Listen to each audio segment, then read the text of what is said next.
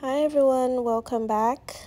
Today's video I am going to be sharing with you my favorite method to make egusi soup. And if you like lumpy or chunky egusi, make sure you stay tuned because I am going to share tips on how to achieve that.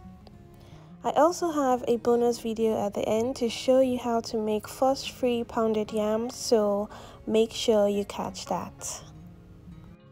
So to start, I'm going to go ahead and boil the meat. I'm using goat meat and beef for this recipe, and I'm going to season this with salt, onion, some knorr seasoning cube and a little bit of water. I'll cover this and allow to steam for about 5 minutes. In a separate pot, I have shaki and kpomo, and I'm going to season this the same way I seasoned the beef, and I'm going to cover this and allow to cook until soft. It should take about 45 minutes. I'll check on the beef, and after it has steamed a little, I'll go ahead and add a bit more water and allow this to cook until soft.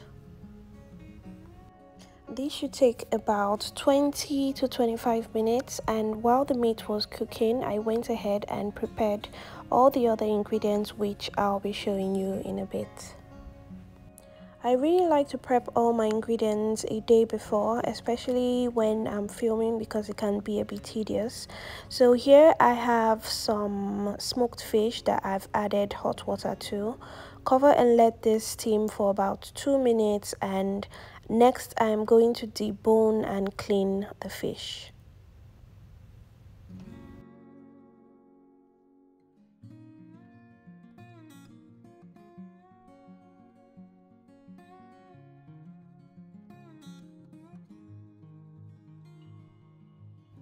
After doing this, the next step will be to prepare the egusi, which is the main ingredient of this dish.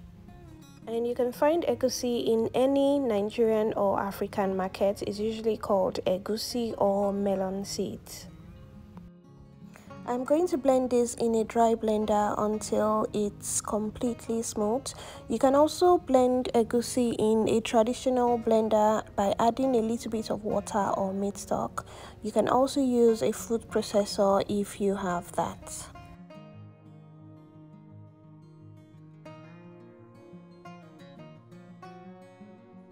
I'm going to blend this in batches as my dry blender is quite small. I'm using a coffee grinder. The brand name I think is Crops, and I'm going to link this in the description box below.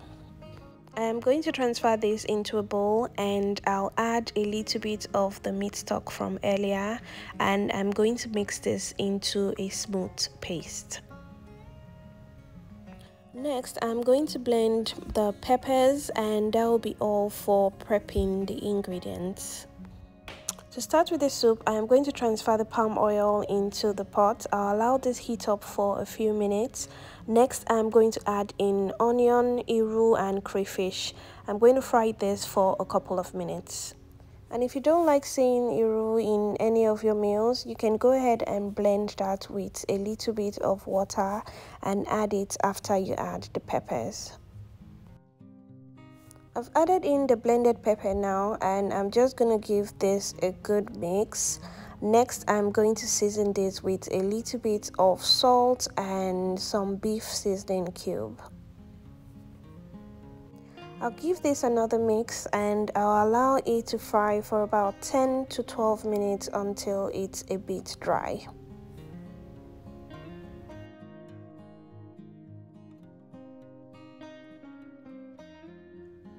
After a few minutes, I'll add in the rest of the meat stock. You can also add in a little bit of water if you don't have enough meat stock. I'll give this a very good mix. Next, I'm going to add the egusi paste in little chunks. And I'm going to do this until the egusi paste is completely exhausted. If you like your egusi lumpy, this is the crucial point of the cooking. Just cover this for about 15 to 20 minutes on low heat and allow this boil. The longer it boils, the lumpier the egusi is going to be.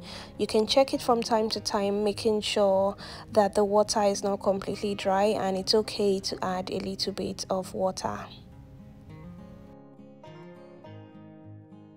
I left mine for about 15 minutes, and as you can see, most of the water has been absorbed by the egusi. I'm going to go ahead now and add in the proteins, which is the dried fish, the boiled meat, and also the shaki and kpomo.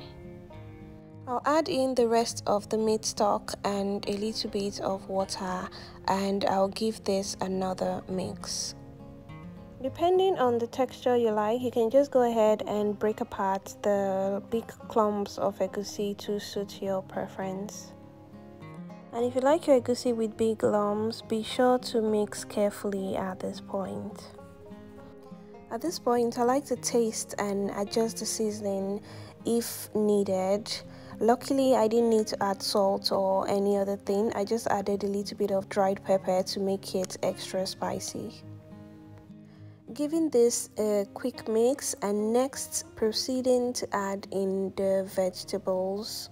And my favorite vegetable to use for egusi soup is uziza leaf. If you haven't tried uziza leaf in your egusi, you don't know what you're missing. I would suggest you give it a try. I'm 100% sure you're going to love it. Next, I'm going to add in some fresh greens. You can use spinach, kale, ugu, whatever you prefer, and I'm just going to give this another mix and allow to cook for a few minutes, and the soup is going to be ready. And like I mentioned earlier, all the ingredients used in preparing this dish is going to be listed in the description box below, so be sure to check that out. After about 5 minutes, the egusi soup is ready and it looks perfect. I'm going to serve this with pounded yam, which I think is the best pair with egusi soup. And if you want to see how I make my fuss-free pounded yam, you can keep watching. For the pounded yam, I peeled, rinsed, and cut the yam into smaller pieces. Added some water, and I'm going to cook this for about 15 minutes until it's fully cooked. And for anyone interested, my beautiful pots are from Caraway Home, and I have linked them below in the description box. I'm going to transfer the cooked yam now to my food processor. You can also do this in a yam pounder or a stand mixer using your paddle attachment. I'm going to process this for a couple of minutes, stopping at 30 minutes interval because the yam is hot, so you need to let the food processor rest so it doesn't blow a fuse. And I'll do this until the yam is completely smooth and we have our fuss-free pounded yam. I'll transfer this to a plastic wrap, and this is completely optional. This is just to give the pounded yam a nice finish. Just leave this for about 1 minute or until you're ready to eat. Now I'm going to serve the pounded yam with the already made soup.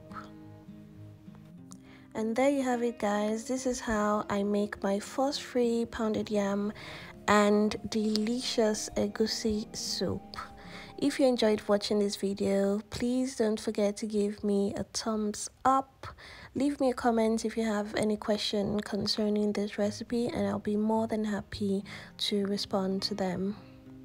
Again, thanks so much for watching, and thanks to everyone who has subscribed to my channel, and I'll see you in my next video.